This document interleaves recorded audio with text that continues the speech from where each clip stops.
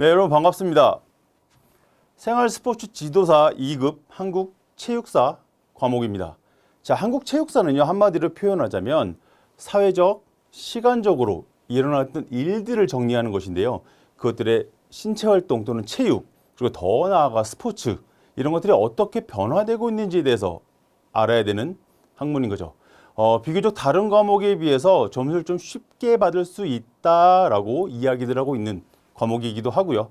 따라서 이 시대의 변천에 따라서 체육이 스포츠가 어떻게 변화되고 있는지, 몇 년도에 어떤 사건이 일어났는지 이런 것들을 주요 암기해야 되는 이런 과목인 거죠.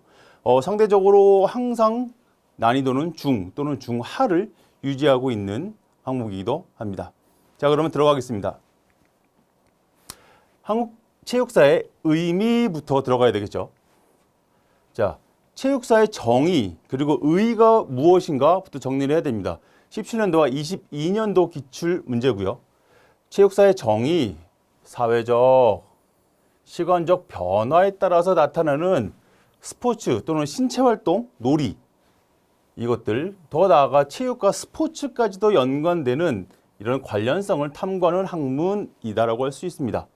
자, 인간이 수행해온 신체활동의 역사가 무엇인지, 인간이 운동을 하는 데 있어서 본질적으로 어떤 것을 이해해야 되는지가 가장 중요한 키포인트인 거죠.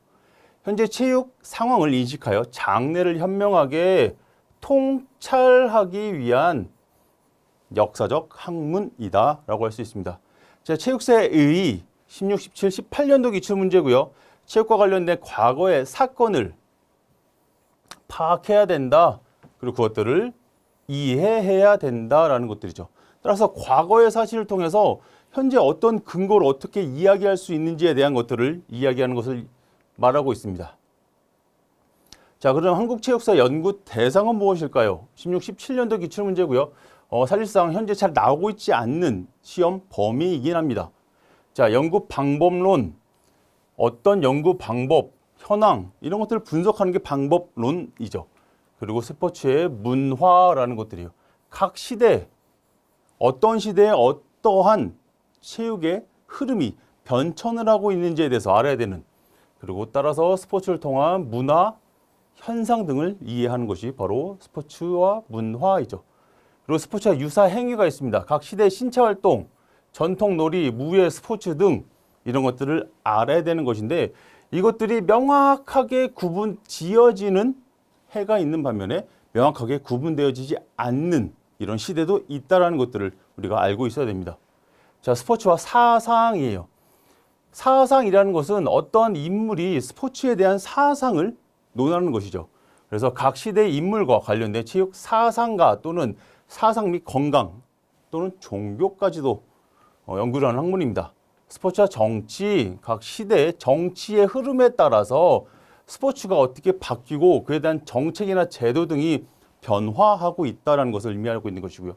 그래서 스포츠와 종목, 어떠한 하나의 스포츠의 기원은 어떤 것인지 또는 누가 도입을 하였는지, 어떤 시대에 도입이 되었는지까지도 우리가 알아야 되는 것들, 다시 말해서 스포츠의 기원과 종목의 발달 과정을 공부할 수 있어야 된다.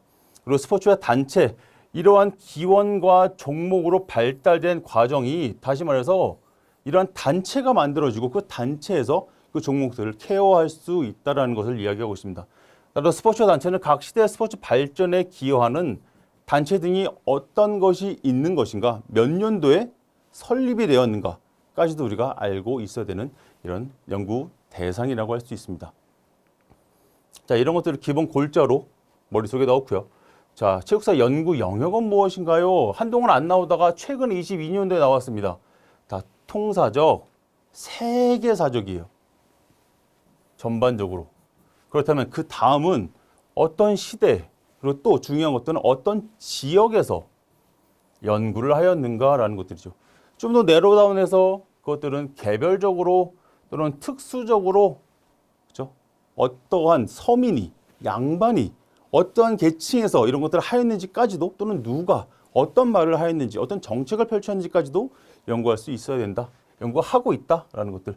스포츠의 사적 내용을 연구할 때 개별적이고 특수한 상황적 측면을 연구한다. 여기까지입니다. 자, 연구 방법이 무엇이 있을까요? 첫 번째는 기술적 연구, 두 번째는 해석적 연구로 크게 두 가지로 나뉩니다. 자, 19, 21, 22년도, 18년도, 2023년도까지도 계속적으로 나오고 있습니다. 주요 포인트는요, 바로 이 사료와 사관에 대한 문제가 주로 나옵니다. 보기를 주고 이 안에 사관에 해당되는 것은 무엇입니까? 사료에 해당하는 것은 무엇입니까? 라는 질문이 주로 나오고 있다는 거죠. 자, 사료는 무엇일까요? 역사를 고찰하는 데 있어 단서가 되는 자료이다라는 거죠. 다시 말해서 기록 사료는 문헌, 구전, 물적 사료는 유물, 유적, 그렇죠. 그리고 구술 사료는 과거 기억에 대한 증언까지도 사료라고 이야기한다. 그렇다면 사관은 무엇인가요? 그렇죠. 사료는 과거의 사실을 객관적으로 밝히는 연구, 역사 연구의 기초인 단계. 그렇다면 사관은 과거의 사실에 대해서 의미를 해석하는 거예요. 이걸 사관이라고 표현하는 거죠. 사관, 역사에 대한 의식으로 과거의 사실을 확인할 때 역사가의 가치관과 해석 원리에 따라서 기준이 달라질 수 있다는 것이죠. 그렇죠? 이 둘 중에 한 문제가 번갈아 가면서 계속 나왔다는 소리예요. 그렇죠? 18년도, 19년도, 21년도, 22년도, 23년도 이런 식으로. 따라서 사관과 사료를 꼭 알고 넘어가야지만 한 문제를 가져갈 수 있다. 그렇죠? 그게 어렵진 않습니다. 자, 체육사의 시대적 구분이 필요합니다. 어떤 시대에 어떤 일이 일어났는지, 어떤 신체 활동이, 어떤 스포츠 활동이 일어났는지를 구분할 수 있어야 된다는 거죠. 큰 프레임을 갖고 어떤 시대에 어떤 일들이 쭉쭉쭉쭉 일어났는지 정리하는 것들이 굉장히 중요해요. 따라서 여러분들이 시대의 흐름을 1, 2, 3, 4, 5로 나눈다. 1은 전통체육의 시대다. 두 번째는 태동기 그리고 성장기의 시대다라는 것들이죠. 이때 중심적 활동은 무엇인가라는 것이죠. 자, 전통체육의 시대 중심적 활동은 무예예요. 무사체육이죠. 그리고 이것들의 시대적 구분은 원시 부족 사회부터 시작을 해서 3.1, 삼국 및 통일신라, 고려, 조선 그리고 근대학교의 초기까지가 요 1단계에 맞물려 있습니다. 그리고 두 번째는 태동기와 성장기라는 거죠. 중심적 활동은 체조 중심의 시대라는 것들이 있고 그것들 예시로 들면 병식체조나 보통체조, 학교체조 등이 있다는 것이죠.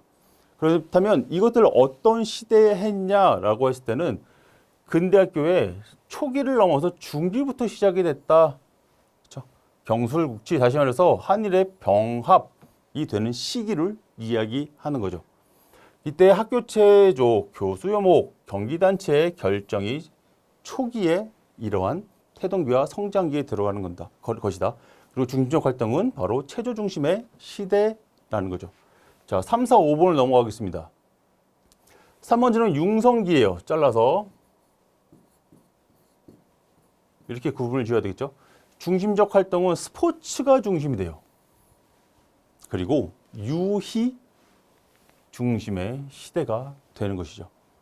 시대 구분은 경기단체 결성이 초기가 앞서 2단계에 있다면 중기부터가 바로 융성기에 들어갑니다.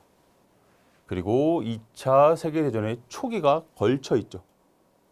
초기를 지나서 중기로 넘어가니까 이 암흑기가 돌아옵니다. 4번 암흑기인 거죠. 중심적 활동은 당연히 세계대전 초기와 에서 중기로 넘어가기 때문에 중요한 것들은 바로 군사 중심의 시대라는 것들이죠. 체육을 통제하기 시작했다는 거죠. 시대 구분은 2차 세계대전의 중기와 해방 초기까지가 갑니다. 그렇죠.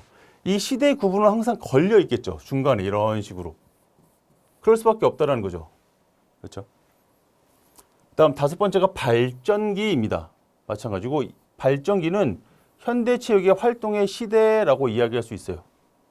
따라서 해방기, 중기, 부터이다라는 것들이에요. 따라서 이런 표를 프레임을 만들고 몇 단계로 나누는지 총 5단계로 나뉘고 이 안에 중심적 활동은 무엇인지 그리고 시대의 구분은 어떻게 하고 있는지